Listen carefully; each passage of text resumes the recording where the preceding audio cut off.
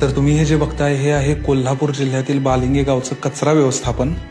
तर कचरा व्यवस्थापनाच्या नावाखाली इथं रोज कचऱ्याचे ढीग आणून ओतले जातात आणि रोज संध्याकाळी हे ढीग जाळले जातात। ह्या जाळल्यामुळे त्यातून उत्पन्न होणारा जो धूर आहे तो या संपूर्ण परिसरात पसरतोय आणि त्याचा इथल्या लोकांना प्रचंड त्रास व्हायला लागलाय। या गोष्टीवर लवकरात लवकर काहीतरी ऍक्शन घेणं गरजेचं आहे।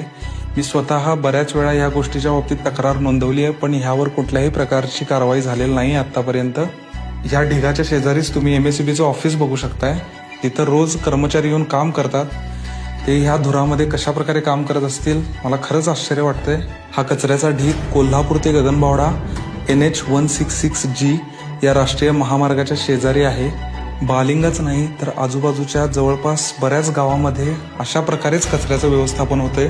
म्हणजे कचऱ्याचे ढीग प्रत्येक गावाच्या बाहेर तुम्हाला दिसतील आणि ते ढीग रोज संध्याकाळी जाळले जातात आणि त्यातनं जे प्रदूषण होतोय त्याचा लोकांना रोज सामना करावा लागतोय।